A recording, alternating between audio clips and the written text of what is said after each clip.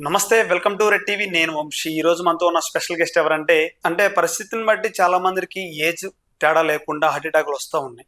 మరి ఎందుకు వస్తున్నాయి? ఏంటి? ప్రాబ్లమ్ ఏంది? మనం తీసుకునే ఫుడ్ వలన ఏంటి? మనం ఉండే వాతావరణమా? అడిగే ప్రయత్నిద్దాం ఒకసారి. మనతో పాటు డాక్టర్ ప్రగతి గారు ఉన్నారు. అడిగే ప్రయత్నిద్దాం ఒకసారి. మేడం నమస్కారం మేడం.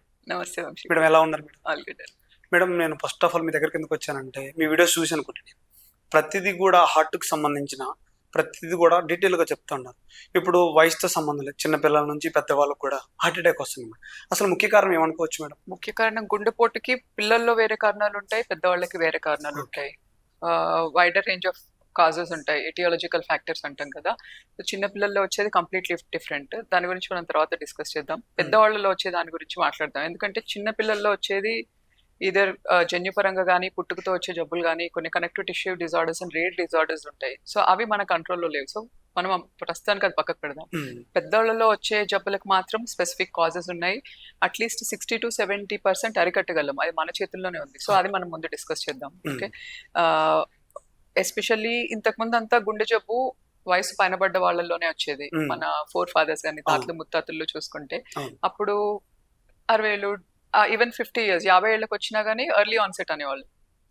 ఎర్లీగా వచ్చింది గుండె జబ్బు అన్నట్టు. 50 ఏళ్ల కంటే తక్కువలో వస్తే. ఇప్పుడు మనకి ఎక్కడ 20-25 years కి కూడా గుండెపోటు వస్తా ఉంది. సో ఇప్పుడు ఏజ్ బార్ లేదు హార్ట్ డిసీజెస్ కి. ఎందుకు ఇన్సిడెన్స్ ఇంత ఇంక్రీజ్ అయింది అంటే, ఒకటి మన లైఫ్ స్టైల్ అండి. ఆల్మోస్ట్ ఇప్పుడు యువత మొత్తం 60-70% వరకు యువత డెస్క్ బౌండ్ జాబ్స్ అంటారు. అంటే కంప్యూటర్ ముందు, సిస్టమ్ ముందు కూర్చొని చేసే పనులని డెస్క్ బౌండ్ జాబ్స్ అంటారు. డెస్క్ బౌండ్ జాబ్స్ అది కూడా 10-12 hours కంటిన్యూస్ వర్క్ ఉంటుంది. So prolong shifts, prolong sitting, as well sitting is the new smoking. అంటే ప్రొలాంగ్డ్ కదలకుండా మనం లాంగ్ డ్యూరేషన్ కూర్చొని ఉండి చేసే పనుల వల్ల కూడా మనం సిగరెట్ తాగితే ఎంత రిస్క్ ఉంటుందో అంత రిస్క్ ఉంటుంది. ఓకే. సో యాక్టివిటీ లేదు. సో ఓవరాల్ గా మనకి లైఫ్ స్టైల్ మారిపోయింది. Prolonged sitting, desk bound jobs ఎక్కువైపోయినాయి. అండ్ కాన్స్టెంట్ గా కూర్చొని ఉండడం వల్ల, మొబిలిటీ లేనందు వల్ల బుర్ర ఒక లిమిటెడ్ వరకే ఆలోచించగలదు, అంతవరకే. అండ్ డీస్ట్రెస్సింగ్ కి మొడాలిటీ లేదు, డీస్ట్రెస్ అవ్వడానికి లేదు. ప్లస్ వాళ్ళకున్న టార్గెట్స్ వల్ల అండ్ ఈ నైట్ షిఫ్ట్స్ ఇవి కూడా ఎక్కువైనాయి. సో ఓవరాల్ గా స్ట్రెస్ బిల్డ్ అవుతా ఉంది. So desk bound dangers, prolonged sitting, exercise లేదు. అది అవేర్నెస్ లేకనా ఆర్ నిజంగా టైం లేక అన్న మాటనే నేను నమ్మను. ఎందుకంటే టైం మనం చేసుకోవాలి. ఎట్ స్ట్రెచ్ 30 గంటలు పనిచేసిన నేను కూడా when I can accommodate exercise, ప్రతి ఒక్కరు అకామిడేట్ చేసుకోగలరని నేను అనుకుంటున్నాను. సో ఎక్సర్సైజ్ కి మనకి ఇంపార్టెన్స్ ఇవ్వట్లేదు. వీటి వల్ల మనకి ఉబకాయం, ఒబెసిటీ కానీ, దాని నుంచి అన్ని ఉబకాయమే అన్నిటికీ మూల కారణం. దాని నుంచి బీపీ, దాని నుంచి షుగర్, కొలెస్ట్రాల్, నిద్ర జబ్బు అంటే స్లీప్ డిజార్డర్డ్ బ్రీదింగ్ అంటే స్నోరింగ్ ఇష్యూస్ ఉంటాయి కదా. Snoring is new disease in it self. Snoring వల్ల మనకి షుగర్ వల్ల ఎంత ఇంప్లికేషన్స్ ఉన్నాయో, స్నోరింగ్ కి కూడా అన్ని ఇంప్లికేషన్స్ ఉన్నాయి. అన్ని ఇప్పుడు మనకి లైమ్ లైట్ లోకి వస్తున్నాయి. స్నోరింగ్ చాలా బినైన్ అనుకుంటారు చాలా మంది, కాదు. ఓకే. ఇవన్నీ okay. Next recreational drugs, not smoking, ధూమపానం కానీ, మద్యపానం కానీ, ప్లస్ ఈ డ్రగ్స్, కొకైన్, వీడ్, ఎల్ఎస్టీలు, ఇవన్నీ. వీటి వల్ల ఏమవుతుందంటే గుండెలో మనం ఎన్ని టెస్టులు చేసినా బయటపడదు ఒక్కోసారి గుండె జబ్బు. సో ఆర్టరీస్ లో సడన్ గా బ్లడ్ క్లాట్ అవడం కానీ, ఆర్టరీస్ లో సడన్ గా టేర్స్ రావడం కానీ, ఇవన్నీ అవుతున్నాయి అడిక్షన్స్ వల్ల. Third most important thing. Fourth thing, ఇప్పుడు సడన్ గా ఉన్నట్టుండి ఎక్సర్సైజ్ స్టార్ట్ చేయడం కానీ, ఎక్కువగా ఎక్సర్సైజ్ స్టార్ట్ చేయడం కానీ, ఉన్నట్టుండి 1-2 గంటలు మన గుండెకు దాని కెపాసిటీకి మించి మనం సడన్ గా ఎక్సర్సైజ్ చేయడం వల్ల, ప్లస్ ఎక్సర్సైజ్ చేసినప్పుడు మనం ఈ ఎడిషనల్ సప్లిమెంట్స్ అవి తీసుకుంటున్నారు చాలా మంది. కెఫీన్ బేస్డ్ కానీ, ఆర్ ఇంకా కొన్ని ఎనర్జీ స్టీరాయిడ్స్, అనబోలిక్ స్టీరాయిడ్స్, కొంతమంది ఆండ్రోజెన్స్ మసిల్ బిల్డ్ అవడానికి, ఇవన్నీ ఎనర్జీ బూస్టర్స్. ఇవి స్ట్రిక్ట్లీ నో అండి ఇవన్నీ. ఒక వీటి వల్ల హార్ట్ అటాక్, అందుకే కదా చాలా మంది యువత జిమ్ చేస్తా చచ్చిపోవడం, ఇవన్నీ. ప్లస్ కోవిడ్ కూడా మనకి ఎంతో కొంత చెడు చేసిందని చెప్పాలి. కోవిడ్ కూడా మనకి ఎంతో కొంత చెడు, వ్యాక్సిన్ కాదు, not Covid vaccine, but Covid in it self. Covid infection తో ఈ బ్లడ్ క్లాటింగ్ టెండెన్సీ పెరిగిపోయింది. నాట్ జస్ట్ ఇన్ హార్ట్ లో క్లాట్ అవుతే గుండెపోటు అంటారు, బ్రెయిన్ లో క్లాట్ అవుతే బ్రెయిన్ స్ట్రోక్ అంటారు, కాళ్ళలో క్లాట్ అయితే దానికి కూడా కాళ్ళు కూడా సేమ్ మసిల్ డ్యామేజ్ అవుతుంది, ఊపిరితిత్తుల్లో అయితే పల్మనరీ థ్రోంబోఎంబోలిజం. సో ఎక్కడైనా బ్లడ్ క్లాటింగ్ టెండెన్సీ ఓవరాల్ గా పెరిగిపోయింది. నాట్ జస్ట్ దాట్, జీన్స్ కూడా కాంపౌండ్ అవుతా ఉన్నాయి. జీన్స్ ఇంతకు ముందు లేనివి ఈ మన లైఫ్ స్టైల్ వల్ల వచ్చే మ్యూటేషన్స్ ఓవర్ అ పీరియడ్ కొన్ని జనరేషన్స్ కొద్దీ పైలప్ అవుతూ అవి ఇప్పుడు ఎఫెక్ట్ ఎక్కువ చూపిస్తున్నాయేమో అని నేను అనుకుంటున్నాను. It's called as epigenetics.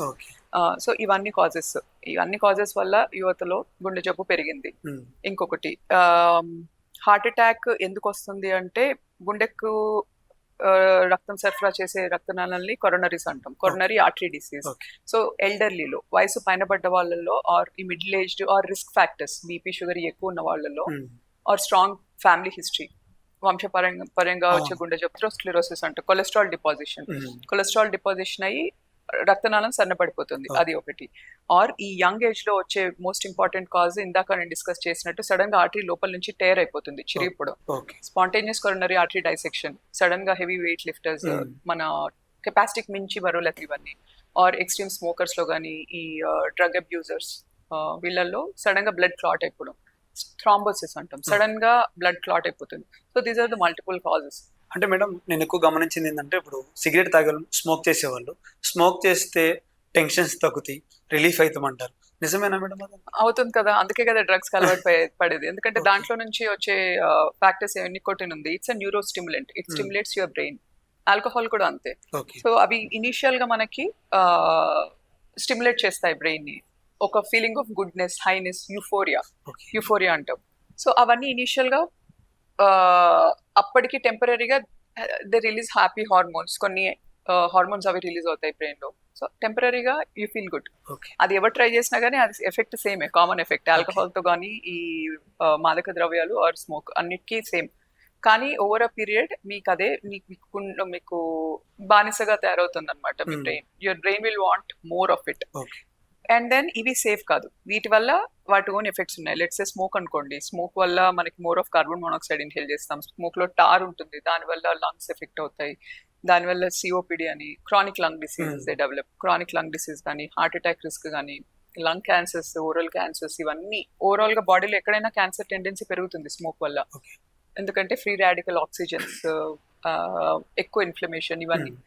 So initial గా మనకి పాజిటివ్ ఎఫెక్ట్ ఉన్నా కానీ ఓవర్ పీరియడ్ మన బ్రెయిన్ అది ఇంకా ఎక్కువ కావాలి అని కోరుకుంటుంది, డిపెండెన్సీ వచ్చేస్తుంది. డిపెండెన్సీ వచ్చినప్పుడు then the real trouble starts. అక్కడ నుంచి మనిషి వెనక్కిపోవడం చాలా కష్టం. అంటే అన్ యావరేజ్ ఒక స్మోకర్ ని కన్సిడర్ చేసుకుంటే నేను స్మోకింగ్ ఆపేస్తాను అని ఖచ్చితంగా అనుకొని కూడా 40 to 50 times లైఫ్ లో అటెంప్ట్ చేస్తాడట before the completely stop.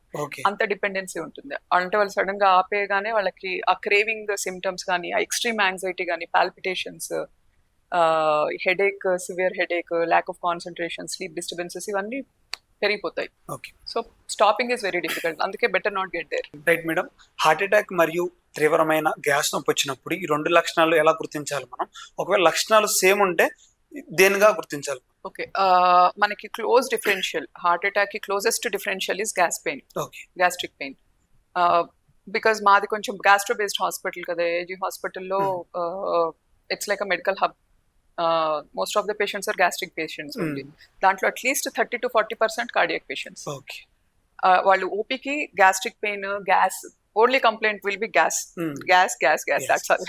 So దాంట్లో 30 to 40% పేషెంట్స్ కి గుండె జబ్బు ఉంటుంది. యాక్చువల్ గా కంప్లీట్ గా ఎవాల్యుయేట్ చేస్తే తెలుస్తుంది, ఈసీజీ, 2D ఇవన్నీ చేస్తా ఉంటే బయటపడుతుంది వాళ్ళకి యాక్చువల్ ఉన్నది గుండె జబ్బు, కానీ they perceive it as gastric pain.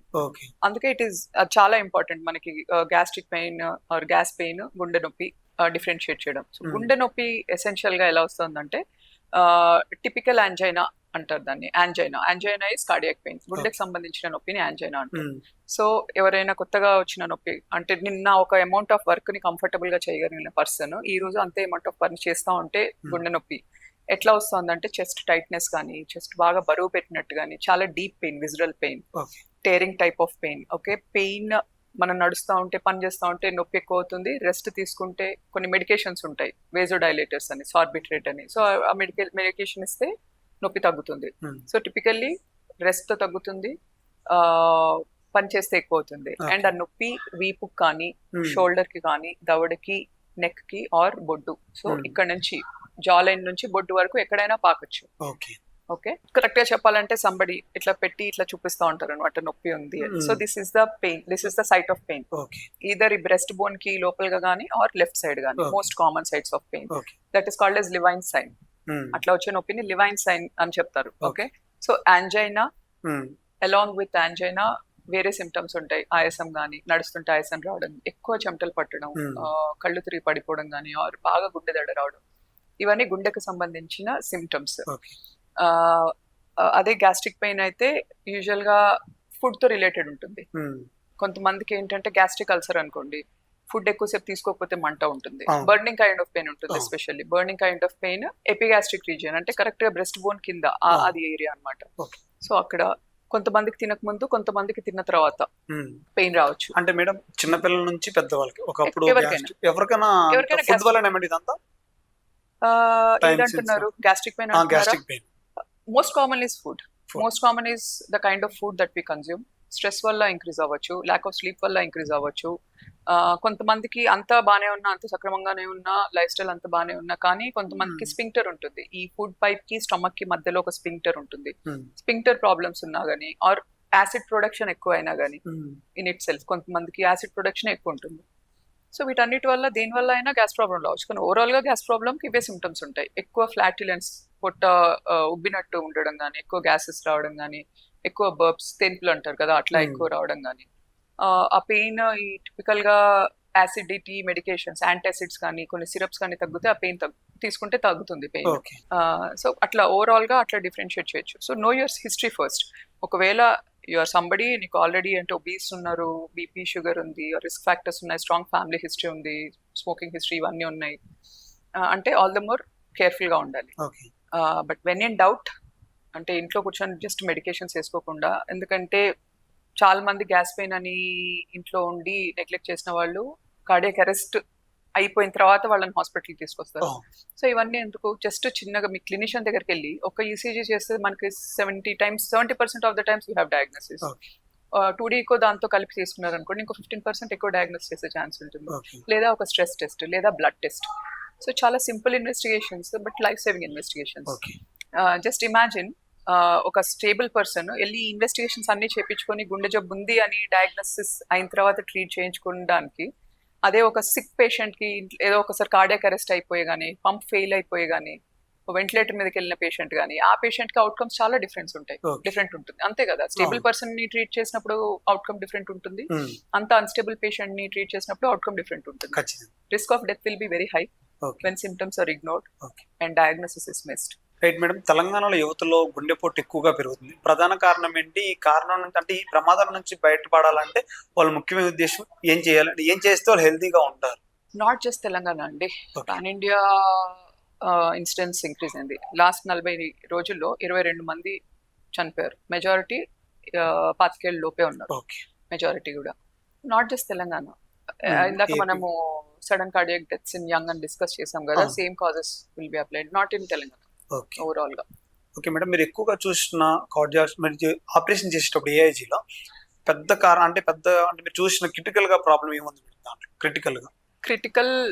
Critical is అంటే మనం చేయలేమన్న దానికి వస్తుంది కదా, ఒకటి వస్తూ ఉంటాయి అలాంటి డాక్టర్స్ కి.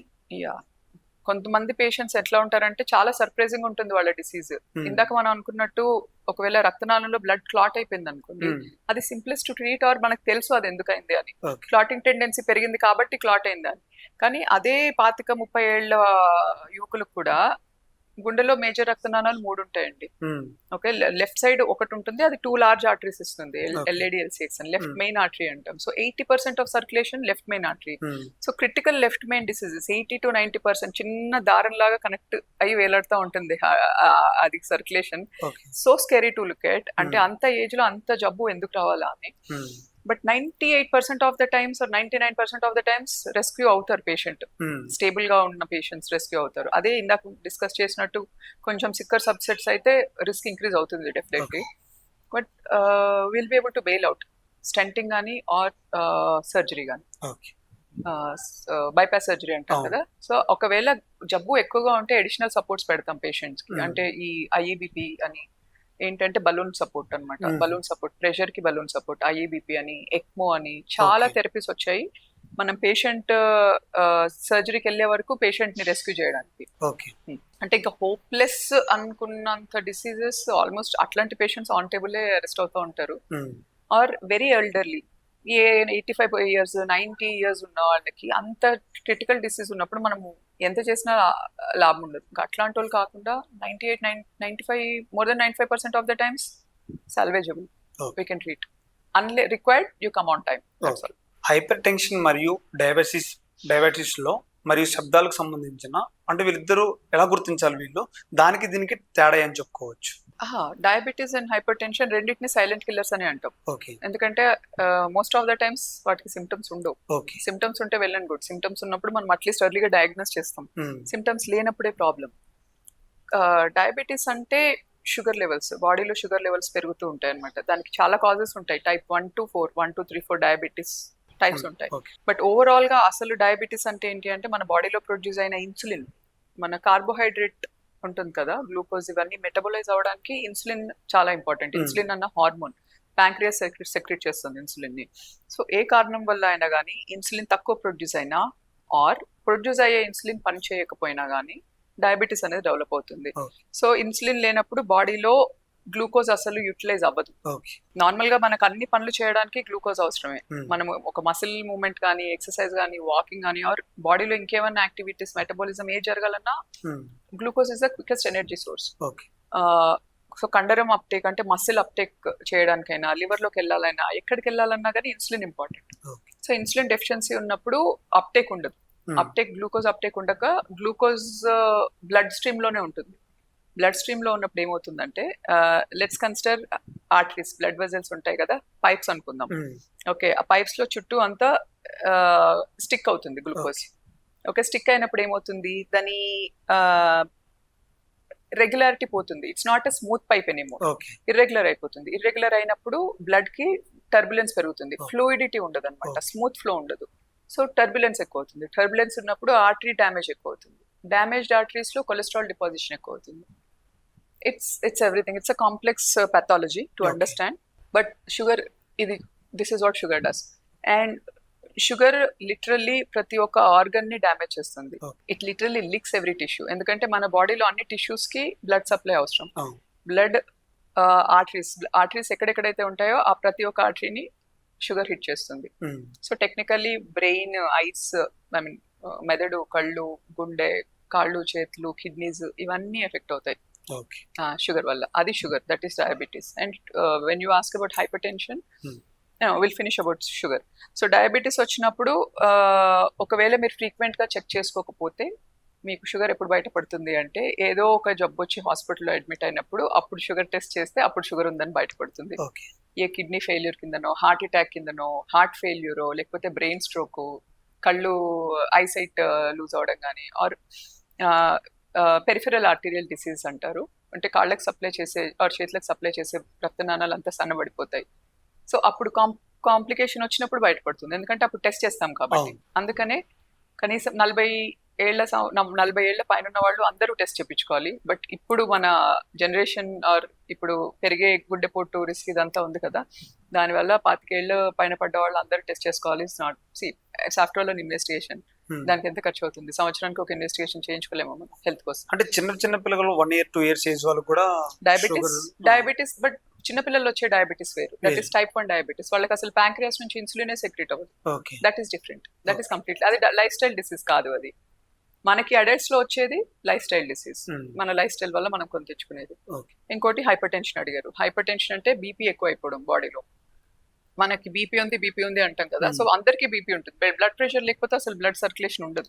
సో నార్మల్ బ్లడ్ ప్రెషర్ ఉండాలి అందరికి. అన్ని ఆర్గన్స్ కి పర్ఫ్యూజ్ అవ్వాలంటే నార్మల్ బ్లడ్ ప్రెషర్ ఉండాలి. కానీ బ్లడ్ ప్రెషర్ అంతకు మించి ఉండాల్సిన దానికంటే ఎక్కువ ఉన్నప్పుడు అప్పుడు ప్రతి ఒక్క ఆర్గన్ హిట్ అవుతూ ఉంటుందండి. ఎందుకంటే ఆర్టరీస్ స్టిఫ్నెస్ పోతాయి. Arteries are supposed to be soft elastic pipes, but అవి ఎలాస్టిసిటీ కోల్పోయి స్టిఫ్ అయిపోతూ ఉంటాయి ఆర్టరీస్. అప్పుడు మనకి బ్రెయిన్ కి ఎఫెక్ట్ అవ్వచ్చు, కిడ్నీకి ఎఫెక్ట్ అవ్వచ్చు, హార్ట్ కి ఎఫెక్ట్ అవ్వచ్చు. ఇందాక మనం షుగర్ తో ఏ డ్యామేజ్ అయితే అవుతుందో హైపర్ టెన్షన్ వల్ల కూడా ఎగ్జాక్ట్లీ సిమిలర్ డ్యామేజ్ అవుతుంది. Both are like 2 titans standing there, equally bad. ఇది బెటరా అనుకోవడానికి లేదు. అండ్ ఇన్ఫాక్ట్ డయాబెటీస్ ఉన్న వాళ్ళకి ఎర్లీ హైపర్ టెన్షన్ వచ్చే ఛాన్స్ ఎక్కువ ఉంటుంది. అంటే అడుగుతుంటారు మేడం, హై టెన్షన్ వల్ల అంటే బీపీ అనేది ఎలా తగ్గించుకోవాలి? కంట్రోల్ అవ్వట్లేదు మాకు. అంటే మెడిసిన్స్ ఇచ్చినా కూడా మెడిసిన్స్ ఉన్నంత సేపే తర్వాత కూడా అలానే వస్తుంది సేమ్ అని అంటూ ఉంటారు. మరి మీరు దాంతో పాటు లైఫ్ స్టైల్ మాడిఫై చేసుకుంటున్నారా? మీ సైడ్ నుంచి మీరు ఏం ప్రయత్నం చేస్తున్నారు? ఓకే. మనం ప్రతి ఒక్కటి మందులతో తగ్గించుకోగలుగుతాం అంటే తప్పు అది. హ్మ్. కొన్ని కాజెస్ ఉంటాయి. బీపీకైనా, షుగర్‌కైనా గానీ లైఫ్ స్టైల్‌తో వచ్చేవి 60% అయితే, 60-70% అయితే మిగతావి వేరే కాజెస్ ఉండొచ్చు. కొంతమందికి జెనెటిక్ ఇన్‌ఫ్లుయెన్స్ కానీ, కొంతమందికి అదర్ కాజెస్ ఉంటాయి. ఇందాక నేను డిస్కస్ చేసినట్టు చిన్న పిల్లల్లో షుగర్ ఎట్లా వస్తుందంటే ఇన్సులిన్ డెఫిషియన్సీ వల్ల వస్తుందని అవును. చెప్పాను కదా! ఇన్సులిన్ ప్రొడ్యూస్ అవ్వదు. అదే హైపర్ టెన్షన్ అనుకోండి చాలా అదర్ కాజెస్ ఉంటాయి. కొంతమందికి కిడ్నీ డిసీజ్ గానీ, కొంతమందికి కొన్ని హార్మోన్స్ ఈ స్ట్రెస్ హార్మోన్స్ ఎక్కువ రిలీజ్ అవుతూ ఉంటాయి. అవును. దానివల్ల బ్లడ్ ప్రెషర్స్ వాళ్ళకి చాలా స్కై హై ఉంటుంది. హ్మ్.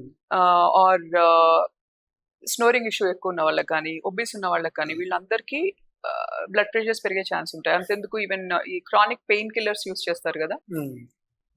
బ్రూఫెన్ అని, డైక్లోఫెనాక్ అని అవును. ఇవన్నీ మనకు over the counter available medications కదా! హ్మ్. సో అవి తీసుకుంటూ ఉంటారు కదా! దాని వల్ల కూడా blood pressures out of control అవ్వచ్చు. So that is called as secondary hypertension. ఒక కాజ్ వల్ల బీపీ వస్తే దాన్ని సెకండరీ హైపర్‌టెన్షన్ అంటాం. సో మనం ఆ కాజ్‌ని హిట్ చేయకుండా మనం కంటిన్యూయస్‌గా మనం మెడికేషన్‌తోనే ఇస్తున్నాం అనుకోండి, హ్మ్. It's never going to get better.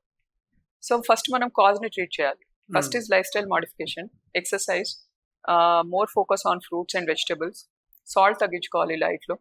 Salt intake వల్ల కూడా బీపీ పెరుగుతుంది. ఓకే. ఆర్ ఇందాక చెప్పినట్టు సెకండరీ కాజెస్ ఏమన్నా ఉంటే ఆ కాజెస్‌ని ట్రీట్ చేసుకోవాలి. ఇవన్నీ చేసిన తర్వాత కూడా మీకు తగ్గకపోతే అప్పుడొచ్చి మాట్లాడండి. మేడం ఇప్పుడు చూసుకుంటే కొన్ని ఆహారాల వల్ల కానీ, కొన్ని మనం తినే ఫుడ్ వల్ల కూడా గుండెకి అంటే ఆరోగ్యంగా ఉండరు చాలా మంది.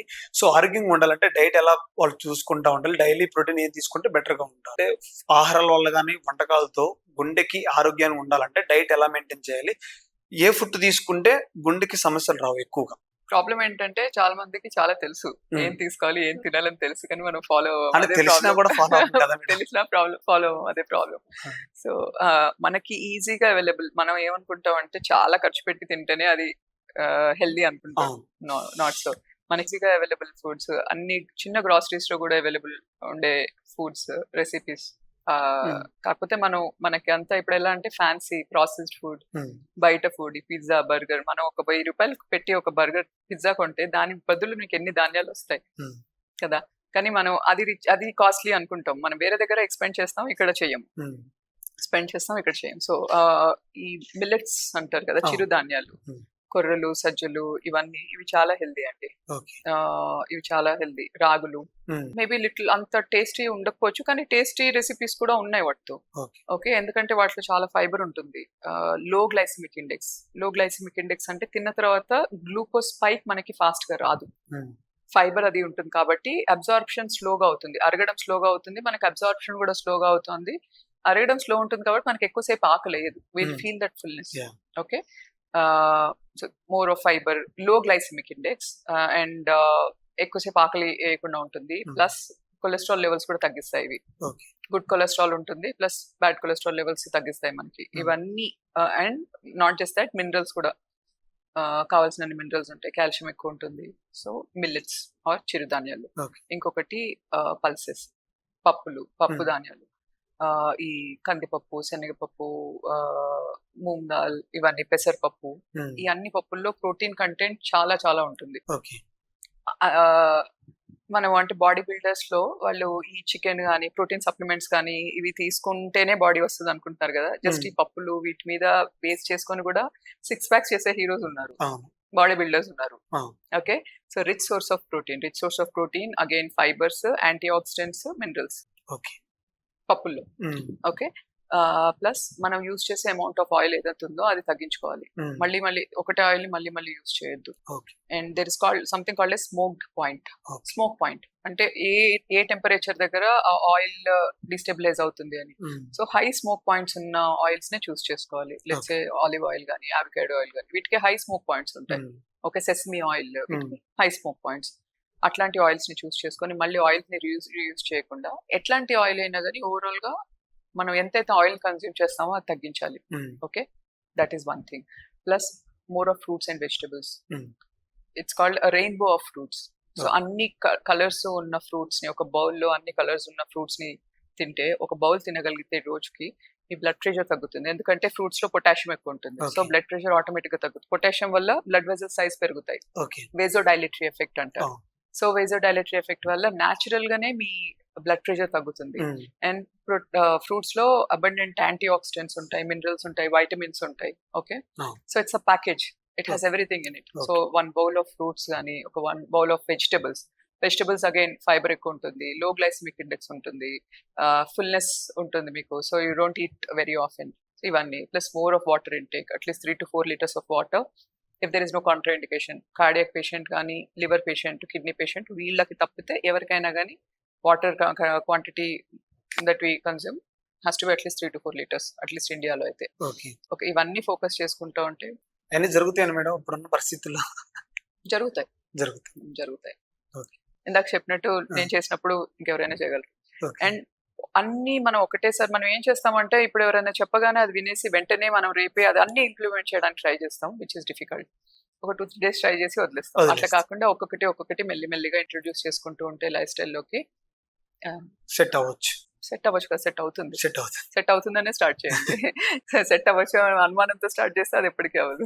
అంటే ఇప్పుడున్న యూత్ కి పిజ్జాలు, బర్గర్లు ఎక్కువ బయట ఫుడ్ తింటారు. ఇంట్లో ఫుడ్ కూడా, రైస్ కూడా తిన్న పరిస్థితులు ఉంటా ఉంటాయి. అలాంటి వాళ్ళకి ఎక్కువ ప్రమాదాలు జరుగుతూ ఉంటాయి, వెయిట్ ఎక్కువ పెరగడం కానీ ఉంటా ఉంటాయి కదా మేడం. ఇలాంటి ఫుడ్ తీసుకుంటే normal. Processed food. Okay madam, ఇప్పుడు చూసుకుంటే ఏ వయసులో వాళ్ళు ఎక్కువగా గుండె పరీక్షలు చేయించుకోవాలి, ఏమేం పరీక్షలు ఉంటాయి? ఇంతకు డిస్కస్ చేసినట్టు ఇంతకు ముందు ఎర్లియర్ డేస్ అయితే 40 ఏళ్ళకి పైన పడ్డ వాళ్ళు ఆర్ ఏ బీపీఓ షుగర్ ఉన్న వాళ్ళు మాత్రమే టెస్ట్ చేయించుకునేవాళ్ళు యాన్యువల్ గా ఒకసారి. ఆ గుండెకి సంబంధించినవి కానీ, బీపీ, షుగర్ ఆర్ కొలెస్ట్రాల్ సంబంధించిన ఇన్వెస్టిగేషన్స్. కానీ ఇందాక మనం డిస్కస్ చేసినట్టు ఇన్సిడెన్స్ పెరుగుతుంది యంగర్ పాపులేషన్ లో. People are dying young.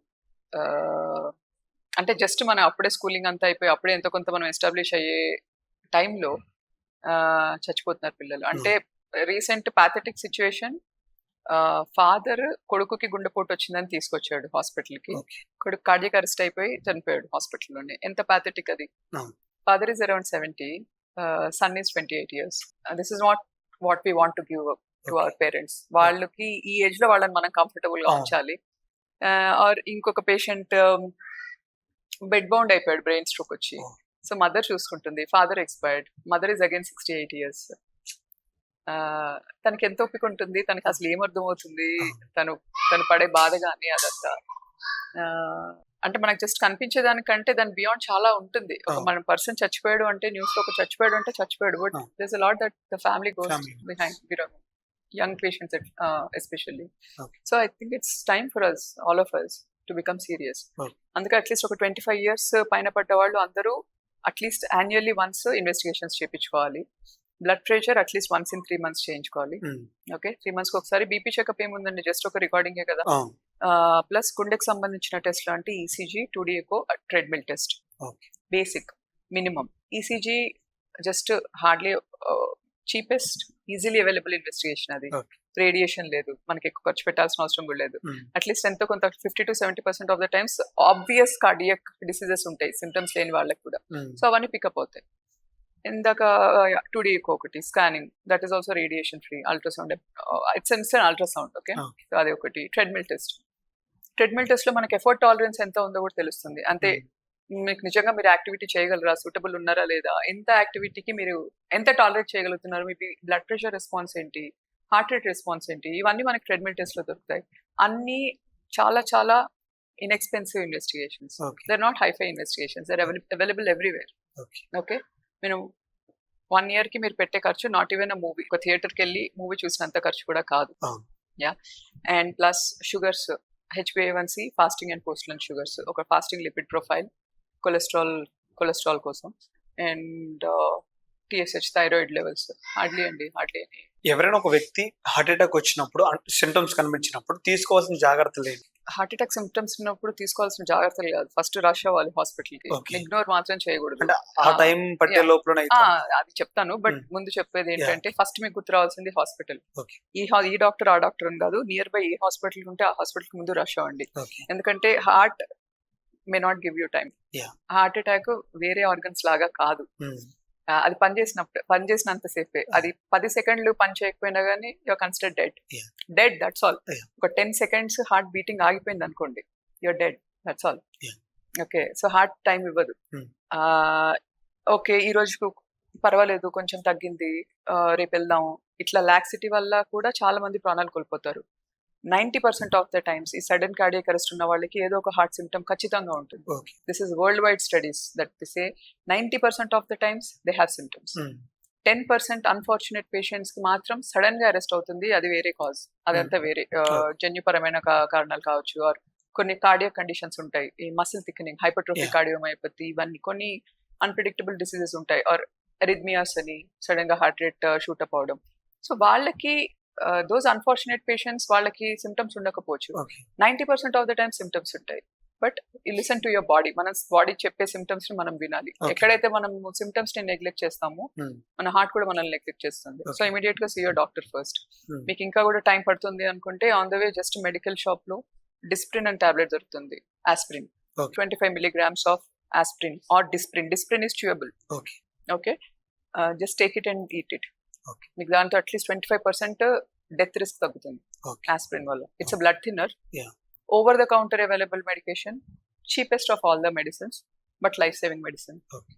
And if pain is severe, Sorbitrate అని ఇంకొక టాబ్లెట్ 4 కింద పెట్టుకోవాలి అది. సో అది ఏంటి, అది వేజోడైలేటర్, వెజల్ సైజ్ ఇంక్రీజ్ అయ్యి కొంచెం మనకి యాంజైనా, గుండెకి సంబంధించిన నొప్పి తగ్గుతుంది అనమాట. Hmm. Sorbitrate, Okay. Ecosprin and sorbitrate, that's all. అంటే ఇప్పుడు ఎక్కువ గమనించేది ఏంటంటే పండుకున్నప్పుడే, అంటే పెద్దవాళ్ళు చనిపోతున్నారంటే వేరే విధంగా ఉండేది. 20 to 25 మధ్యలో వాళ్ళు ఎక్కువగా నిద్రలోనే చనిపోతూ ఉన్నారు, ఎలాంటి పెయిన్ తెలియకుండా చనిపోతున్నారు. నిద్రలో చనిపోవడానికి కారణాలు ప్రతిసారి గుండెపోటు అవ్వకపోవచ్చు. మనకి గుండెపోటుకి గుండె అరెస్ట్ అవ్వడానికి చాలా తేడా ఉంది. Okay. కార్డియాక్ అరెస్ట్ కి హార్ట్ అటాక్ కి చాలా తేడా ఉంది. Okay. Heart attack is one of the causes for cardiac arrest. Okay. గుండె అరెస్ట్ అవ్వడానికి గుండెపోటు ఒక కారణం మాత్రమే. అంటే ఇది కాకుండా ఎన్నో కారణాలు ఉన్నాయి. Hmm. మనకు తెలిసిన నార్మల్ గా పాపులేషన్ తెలిసింది ఓన్లీ గుండెపోటు మాత్రమే. Hmm. వందల గుండె జబ్బులు ఉన్నాయి, hundreds of diseases. Okay. Heart attack is only disease of blood vessel, Hmm. రక్తనాళానికి సంబంధించిన జబ్బుని మాత్రమే హార్ట్ అటాక్ అంటాం, కొరోనరీ ఆర్టరీ డిసీజ్. Oh. అది కాకుండా గుండెలో కవాటం అంటారు, కవాటాల జబ్బులు ఉండొచ్చు, కండరం జబ్బు ఉండొచ్చు, ఆర్ ఎరిథ్మియాస్ అంటారు, అంటే హార్ట్ రేట్ సడన్ గా షూట్ అప్ అవుతుంది, ఆ జబ్బులు ఉండొచ్చు. Hundreds of causes which Okay. Otherwise people don't know. Especially నిద్రలో చనిపోయే కేసెస్ ఏంటి అంటే కొన్ని సిమ్టమ్స్, కొన్ని సిండ్రోమ్స్ ఉంటాయి. మనకి హార్ట్ లో కూడా ఎలక్ట్రికల్ కండక్షన్ సిస్టమ్ అని ఉంటుంది. Hmm. హార్ట్ లో మన హార్ట్ ఇంత సిస్టమాటిక్ గా ఎందుకు పనిచేస్తుంది, ఒక స్విచ్ ఆన్ ఆఫ్ చేసినట్టు సిస్టమాటిక్ గా it is pumping in Yeah. Rhythmic fashion. ఎట్లా అంటే గుండెలో కూడా ఒక ఎలక్ట్రికల్ వైరింగ్ ఉంటుంది, సింపుల్ గా చెప్పాలంటే Okay. కండక్షన్ సిస్టమ్ అంటారు. ఓకే, గుండెలో ఒక పార్ట్ మాత్రమే పేస్ మేకర్ అంటారు. Hmm. పేస్ మేకర్ అక్కడ నుంచి ఇంపల్సెస్ వదులుతూ ఉంటుంది. ఆ ఇంపల్సెస్ హార్ట్ మొత్తం ట్రావెల్ చేసి హార్ట్ సిస్టమాటిక్ గా ఒకటే టైంలో ఒక రిథమిక్ ఫ్యాషన్ లో పంప్ చేస్తుంది. కండక్షన్ సిస్టమ్ అబ్నార్మాలిటీస్ ఉన్నప్పుడు గుండె వేగం సడన్ గా 300 times 600 times కూడా పెరిగిపోవచ్చు. Oh. Arrhythmias they are Oh. Called yes.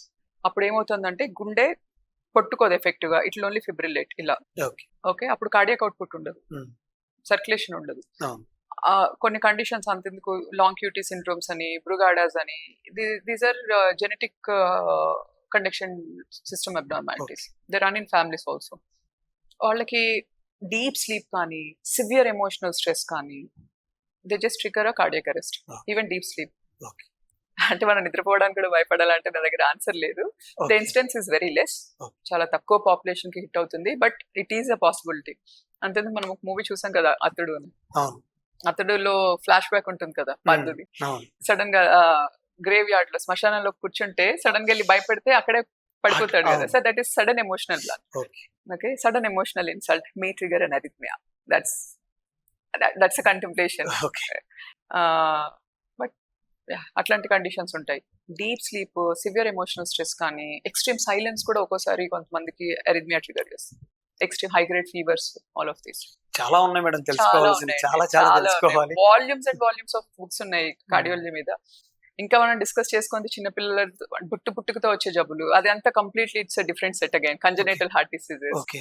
Hundreds and thousands of diseases, volumes and volumes on heart diseases. Aarogyasri పథకం అనేది గుండెకి సంబంధించిన వాటిలో ఎంతవరకు ఉపయోగపడుతుంది, ఏ వ్యాధులకు వరకు ఉపయోగించుకోవచ్చు మనం? ఆరోగ్యశ్రీ పథకం గవర్నమెంట్ కామన్ మ్యాన్ కి ఆర్ బిలో పావర్టీ లైన్ ఉన్న వాళ్ళకి ఇచ్చిన it's public health insurance kind. Tertiary centres లో most of the tertiary centres లో ఆరోగ్యశ్రీ అప్లికబుల్ ఉంది. సో ఆరోగ్యశ్రీ గుండెపోటు ఉన్న వాళ్ళకి యాంజియోగ్రామ్ లో ఒకవేళ డిమాన్స్ట్రేట్ అవుతే, బ్లాక్స్ ఉన్నాయని డిమాన్స్ట్రేట్ అవుతే ఆరోగ్యశ్రీ కంప్లీట్ గా కవరేజ్ ఉంది వాళ్ళకి. స్టెంటింగ్ కి కానీ, బైపాస్ సర్జరీకి కానీ, ఈ పేస్ మేకర్స్ కానీ, ఆర్ ఈ అడ్వాన్స్డ్ డివైజెస్ సిఆర్టీ అని హార్ట్ ఫెయిల్యూర్ కి సంబంధించిన కొన్ని డివైజెస్ ఉన్నాయి. సో ఈ అన్నిటికీ ఆరోగ్యశ్రీ పథకం వర్తిస్తుంది. 100% కవరేజ్. ఓకే. ఎవాల్యుయేషన్ మొత్తం చేసి ఏమీ లేదు అనుకుంటే రాదు, అప్లికబుల్ అవ్వదు. బట్ డిమాన్స్ట్రబుల్ డిసీజ్ అంటే జబ్బు ఉంది అని మనం చూపించగలిగితే 100% కవరేజ్. ఓకే మేడం, ఇది పక్కన పెట్టేద్దాం కార్డియాలజీ. ఇది మీ లైఫ్ స్టోరీ కావాలి మేడం. అంటే డాక్టర్స్ లైఫ్ స్టోరీ ఎలా ఉంటుంది ఏంటి అంటే, డాక్టర్ని ఎలా మనం చూస్తామంటే ఒక దేవుని లాగా. హాస్పిటల్కి వెళ్ళిన తర్వాత మీరు చెప్పినట్టు ఇందాల ఓల్డ్ మ్యాన్స్ వచ్చినప్పుడు దేవులా చూస్తారు, మీరేం చెప్తా చేస్తూ ఉంటారు, పోతూ ఉంటారు. సో మీ లైఫ్ స్టైల్ ఎలా ఉంటుంది మేడం? అసలు పొద్దు లేచిన కాంచి అంటే మీ ఫ్యామిలీతో తక్కువ ఉంటారు, బేసిక్గా ఎక్కువ చూస్తే పేషెంట్తోనే మీరు ఎక్కువ టైం స్పెండ్ చేస్తారు, హాస్పిటల్స్ ఉంటూ ఉంటారు. సో మీ లైఫ్ స్టైల్ ఎలా ఉంటుంది? డాక్టర్స్ లైఫ్ స్టైల్ ఎలా ఉంటుంది? డాక్టర్స్ లైఫ్ స్టైల్ చెప్పాలంటే అంటే ఎవరైనా పేషెంట్స్ వచ్చి స్ట్రెస్ఫుల్ గా ఉంది, స్ట్రెస్ ఎక్కువ అవుతుంది అని లైఫ్ లో అంటే, నాకు అంటే ఇంకెవరి లైఫ్ మా లైఫ్ కంటే ఎక్కువ స్ట్రెస్ఫుల్ లో అనిపిస్తుంది లోపల. అది అనిపిస్తుంది, వచ్చే ఫస్ట్ థాట్ అదే. ఎందుకంటే ఎక్కడి నుంచి ఎక్కడి వరకు అంటే ఒక పేషెంట్ నడుస్తూ వచ్చిన పేషెంట్ ట్రీట్ చేయాలి. నేచర్ ఆఫ్ ద డిసీజ్ అవ్వచ్చు, జబ్బు వల్లనే చనిపోవచ్చు పేషెంట్. ఆ పేషెంట్ ని ఇంటికి పంపించాలని పేషెంట్ ఫ్యామిలీ మెంబర్స్ కి ఎంత ఉంటుందో మాకు అంతే స్ట్రాంగ్ గా ఉంటుంది, అందుకే కష్టపడతాం కూడా. ఓకే, కానీ ఆ పేషెంట్ కి ఏమైనా అయినా కానీ, ఆ ఫ్యామిలీ బాధపడేది కానీ, ఆ ఫ్యామిలీ డాక్టర్స్ మీద జరిగే అటాక్స్ కూడా కానీ, ఎక్కడి నుంచి ఎక్కడి వరకు ఆలోచించుకున్నా కానీ, whole of it extremely stressful. You don't know. On table మీద అంటే క్యాథ్లాబ్ లో టేబుల్ మీద ఉన్న పేషెంట్ కి ఒక్కసారి అన్స్టేబుల్ అయిపోయాడు, అరెస్ట్ అయ్యాడు అనుకోండి, మేము తీసుకునే స్ట్రెస్ అంతా ఇంత కాదు. Continuous CPR 40 to 50 minutes CPR, అదే సిపిఆర్ చేస్తూ ప్రొసీజర్ చేసే డాక్టర్ కి ఉండే స్ట్రెస్ అంతా ఇంత కాదు. అక్కడ ఆ పేషెంట్ మాకేం కాదు, కానీ పేషెంట్ స్టిల్ బతకాలి. ఆ రిస్క్ మీద, ఆ స్ట్రెస్ మీద ఇంకే స్ట్రెస్ మ్యాచబుల్ కాదు. అందుకే ఎవరైనా వచ్చి స్ట్రెస్ఫుల్ గా ఉంది వర్క్ అంటే నాకు చిన్న స్మైల్ ఇచ్చి వాళ్ళకి కౌన్సిలింగ్ చేస్తాను నేను. ఫస్ట్ నాకు నవ్వు కాదు, బట్ ఐ ఫీల్ అంటే అందరూ వాళ్ళ పనులు స్ట్రెస్ఫుల్ అని అనుకుంటారు, కానీ ఐ డోంట్ థింక్ మా జాబ్ కంటే ఎక్కువ స్ట్రెస్ఫుల్ ఇంకేదే ఉంటుందని నేను అనుకోను. But and as well doctors are also dying young. చాలా మంది డాక్టర్స్ యంగ్ ఏజ్ లోనే చనిపోతున్నారు, needless to mention. Especially high stressful roles, emergency doctors కానీ, అనెస్థెటిస్ట్, కార్డియాలజిస్ట్, వీటిలలో ఎక్కువ కనిపిస్తా ఉంది death rate. Be it brain strokes కానీ, గుండెపోటు కానీ, క్యాన్సర్స్ కానీ, ఇవన్నీ ఇంక్రీజ్ అవుతున్నాయి. ఎందుకంటే స్ట్రెస్ వల్ల డెఫినెట్లీ అది. సో మాకు as much we say general public కి స్ట్రెస్ మేనేజ్ చేసుకోండి, work on your sleep, work on your stress, meditation, exercise.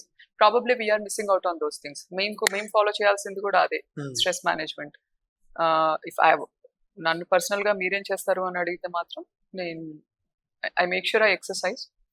ఎంత బిజీ షెడ్యూల్ ఉన్నా ఒక 30 hours షిఫ్ట్ వదిలేస్తే మిగతా 5 days కానీ 6 days కానీ మార్నింగే చేస్తాను నేను. మళ్ళీ ఈవినింగ్స్ కి పెట్టుకోను నేను. మార్నింగ్ ఎర్లీగా ఎర్లీ రైజర్, పొద్దున్నే లేసి ఫస్ట్ ఎక్సర్సైజ్ చేసుకొని మళ్ళీ హాస్పిటల్ నేను రిలాక్స్ గా వెళ్ళను.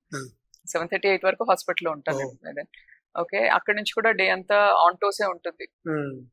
సో ఎక్సర్సైజ్, స్లీప్ మీద focus, at least 6 to 7 hours of peaceful uninterrupted sleep ఉండాలి ప్రతి డాక్టర్ కి.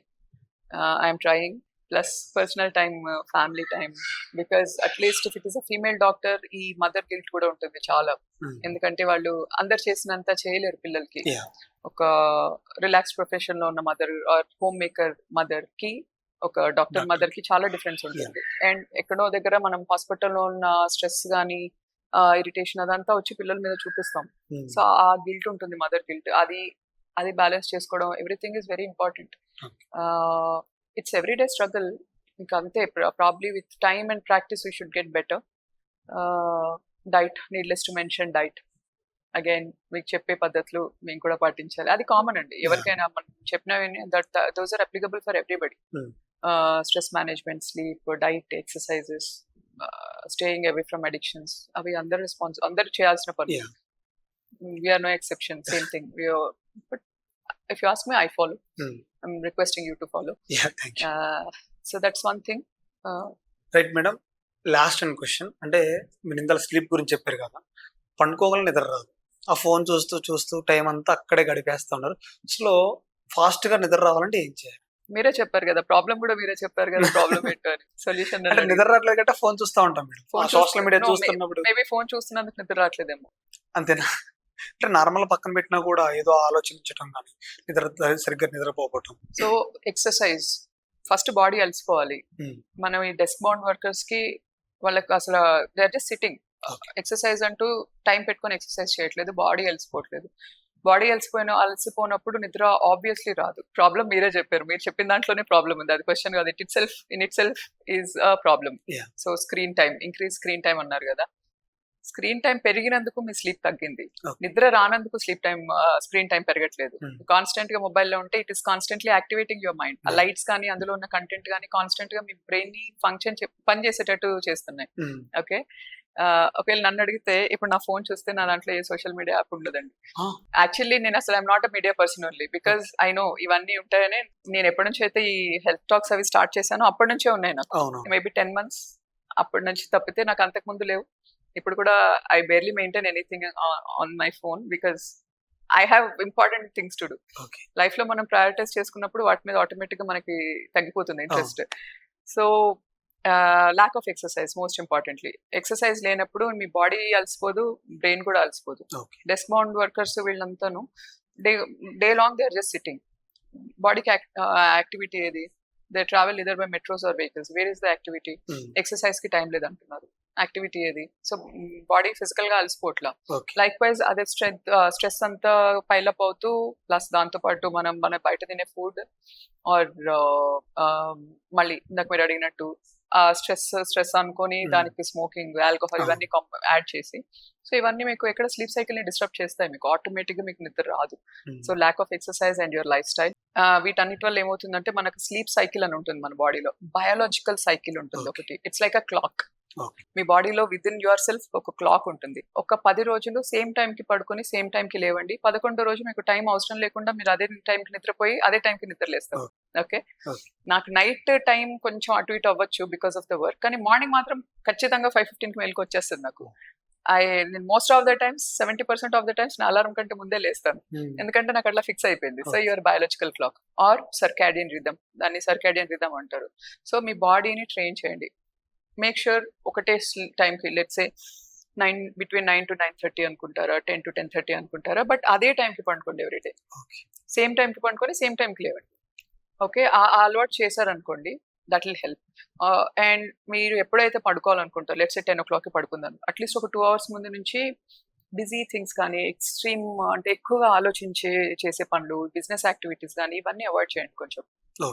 ఎక్స్ట్రీమ్ బిజినెస్ యాక్టివిటీస్ కానీ, ఎక్కువ ఆలోచించడం కానీ, ఇందాక మీరు అన్నట్టు మొబైల్ అది కానీ, అవన్నీ కొంచెం అవాయిడ్ చేయాలి. అవి మీరు ఆ సైకిల్ మెయింటైన్ చేయాలి. Okay, and avoid coffee, tea after 4 PM.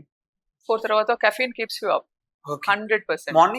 Morning is fine. Morning కాఫీకి ఉండే అడ్వాంటేజెస్ కాఫీకి ఉన్నాయి. సో మార్నింగ్ తీసుకోవచ్చు, పర్వాలేదు, but after 4 avoid coffee or tea and smoke and alcohol ఇవన్నీ అవాయిడ్ చేసి కొంచెం ఎర్లీగా ఫుడ్ కూడా ఒక 2 hours before you go to bed finish చేశారు అనుకోండి, అరిగిపోతుంది, పీస్ఫుల్ గా ఉంటుంది, విల్ గెట్ గుడ్ స్లీప్.